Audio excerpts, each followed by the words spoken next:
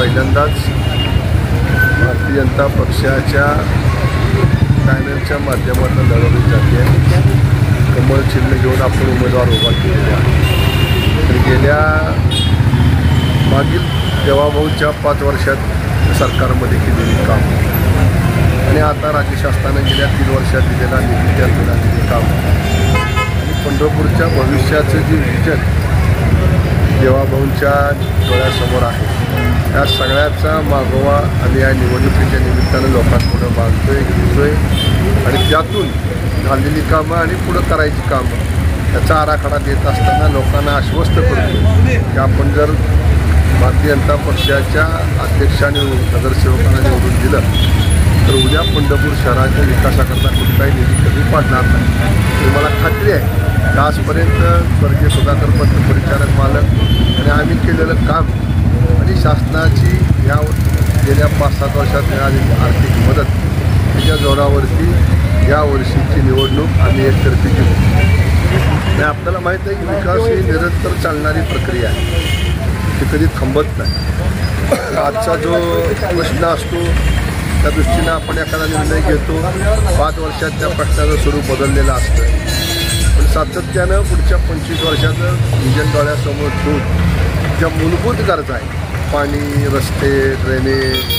किंवा इतर ज्या सेवा सुविधा आहेत ते निर्माण करण्याचा प्रयत्न केला आहे। 2016च्या नगरपालिकेच्या निवडणुकीमध्ये आम्ही प्रसिद्ध केलेला जाहीरनामा त्याचे जवळजवळ 80 ते 90% कामं आम्ही पूर्ण केली आणि त्याच जोरावरती आम्ही मत मागतो आणि राहिलेली कामं आहे जे आदरणीय मोदी साहेबांचं, आदरणीय देवाभाऊंचं स्वप्न आहे हे पंढरपूर आंतरराष्ट्रीय दर्जाचं तीर्थक्षेत्र बनवावं, त्या दृष्टीनं जे जे इथं करावं लागेल, मग ती यात्रेकरूंसाठी असेल किंवा स्थानिक नागरिकांसाठी असेल, कुठल्याही घटकावरती अन्याय होऊ न देता सर्वांना समाधानी करून या शहराला एक नवं रूप देण्याचं आमचं नियोजन आहे। निवडणुका आपल्याकडनं आपण लोकांपुढे जायचं, केलेलं काम सांगायचं, राहिलेलं काम मान्य करायचं, पुढचं विजन सांगायचं, अशा पद्धतीची निवडणुका असतात।